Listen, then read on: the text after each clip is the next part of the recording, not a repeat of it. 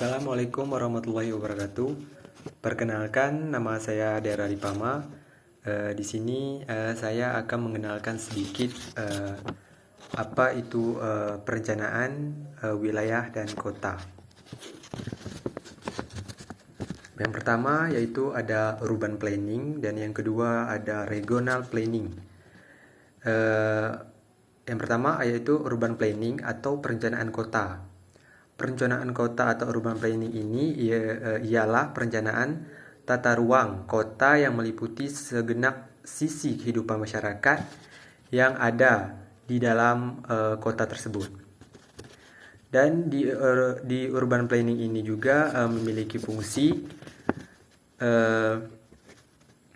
yaitu fungsi dari perencanaan ini mengendalikan perubahan di dalam kota yang terjadi secara kontinu atau terjadi secara sepanjang waktu, yang senantiasa mengalami perubahan sosial, politik, budaya, perubahan ekonomi, dan pembangunan dan sebagainya.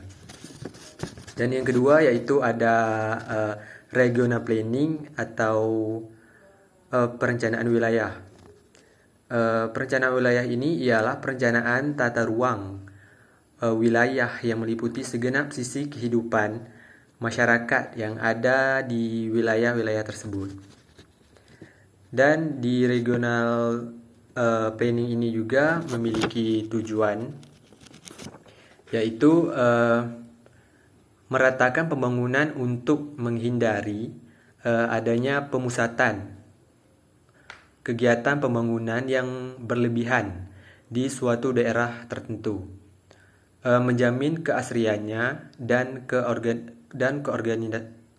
koordinasi antara berbagai kegiatan pembangunan yang ada di tiap daerah. Dan lanjut selanjutnya yaitu ada di sini perencanaan kota wilayah. Ada ragam spesialis di bidang kerja. Di sini kita ambil contoh yaitu spesialis yang umumnya ditemui di luar. Contohnya seperti di negara Amerika Serikat yang agak berbeda kategori spesialis. Misalnya yang pertama di sini ada land use planning dan yang kedua yaitu ada environmental planning dan yang ketiga ada economic development planning dan yang terakhir ada transportasi planning. Yang pertama yaitu ada land use planning ini yaitu perencanaan pembangunan lahan. Land use planning ini merupakan perencanaan penggunaan lahan, merupakan penilaian yang sistematik terhadap lahan untuk mendapatkan alternatif penggunaan lahan untuk memperoleh opsi yang terbaik dalam memanfaatkan lahan agar terpenuhi kebutuhan manusia dengan tetap menjaga agar lahan tetap digunakan pada masa yang akan datang. Dan yang kedua yaitu ada environmental planning, yaitu perencanaan lingkungan hidup, yaitu suatu proses yang mengevaluasi bagaimana si faktor sosial, politik, ekonomi, dan pemerintahan yang terkait dengan pembangunan dari baru dapat mempengaruhi lingkungan hidup tersebut. Dan yang ketiga yaitu ada economy development planning, yaitu perencanaan pembangunan ekonomi. Perencanaan pembangunan ekonomi ini digambarkan sebagai program, serangkaian atau kebijakan atau kegiatan yang berupaya membangun kapasitas untuk pertumbuhan ekonomi jangka panjang yang mandiri. Dan yang terakhir ada transportasi planning, yaitu perencanaan transportasi yang merupakan suatu proses transportasi yang memiliki tujuan untuk mengembangkan sistem transportasi yang memungkinkan manusia barang bergerak atau berpindah tempat dengan aman, dan yang utamanya yaitu murah. Dan yang selanjutnya di sini juga ada ragam spesialis di bidang kerja atau perencanaan kota dan wilayah secara tidak formal di Indonesia. Para perencanaan kota wilayah dapat dibedakan menjadi 3 spesialis, yaitu ada yang pertama perencanaan fisik, yang kedua ada perencanaan sosial, dan yang ketiga ada perencanaan ekonomi. Di sini yang pertama yaitu perencanaan fisik. Perencanaan fisik ini merupakan perencanaan pembangunan.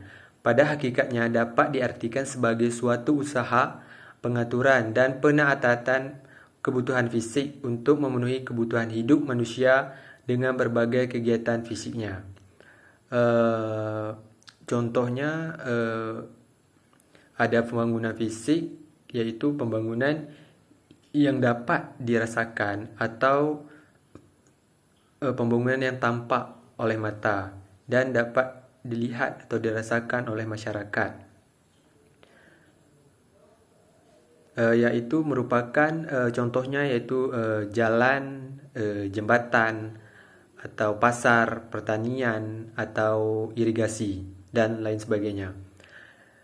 Dan selanjutnya itu perencanaan sosial. Perencanaan sosial ini ialah kegiatan preventif atau kegiatan yang dilakukan berupa pengaruhan bimbingan sosial mengenai cara hidup yang lebih baik. Dan perencanaan sosial ini contohnya yaitu ada yang pertama penelitian sosial, pengembangan masyarakat, perencanaan sistem, analisis dan kolaborasi kebijakan, dan analisis pengembangan kebijakan, mengadakan memfasilitasi kesadaran dan pendidikan komunikasi, dan yang terakhir ada advokasi dan aksi sosial. Dan yang terakhir ada perencanaan ekonomi.